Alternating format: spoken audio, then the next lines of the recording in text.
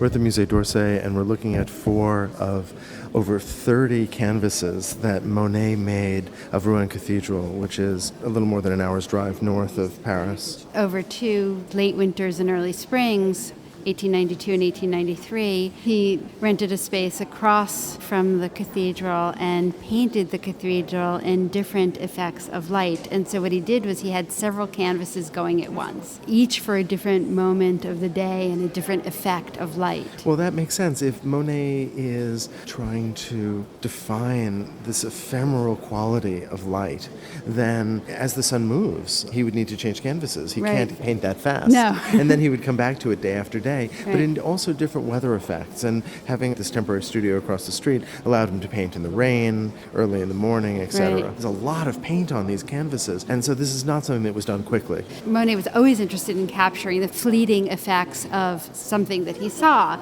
but here it's become the exact subject of the painting. The irony is that as he's capturing something that's fleeting, he takes longer and longer to paint it and to finish it not outside, but to finish it in the studio.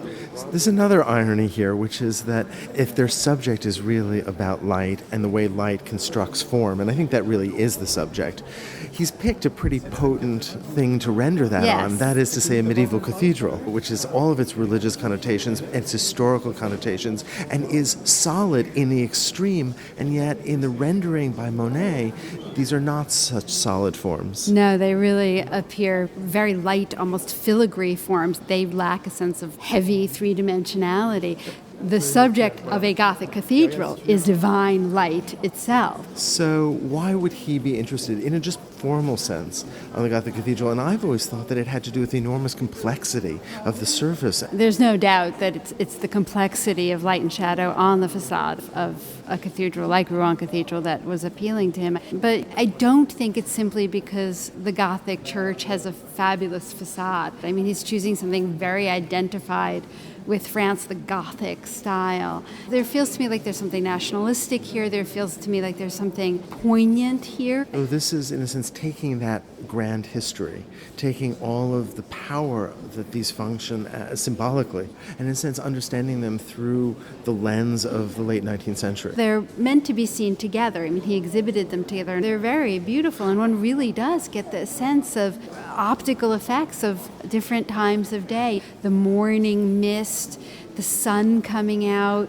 the heat of the afternoon sun. What happens, to my eyes, as I move across the canvases, is different parts of the cathedral protrude and recede in different ways, in different light. And in a sense, the physical stone itself becomes really this mutable experience in that the building is shaped and reshaped by the way that light hits it, and that the very architecture is transformed. And in a sense, it is the triumph of the optical over the physical. Which is something very different than the Gothic architects would have thought about the church, because what could be seen was really a symbol for what couldn't be seen. And in a way, what Monet seems to be telling us here in the end of the 19th century is what we see is what there is. That there is truth to our experiential.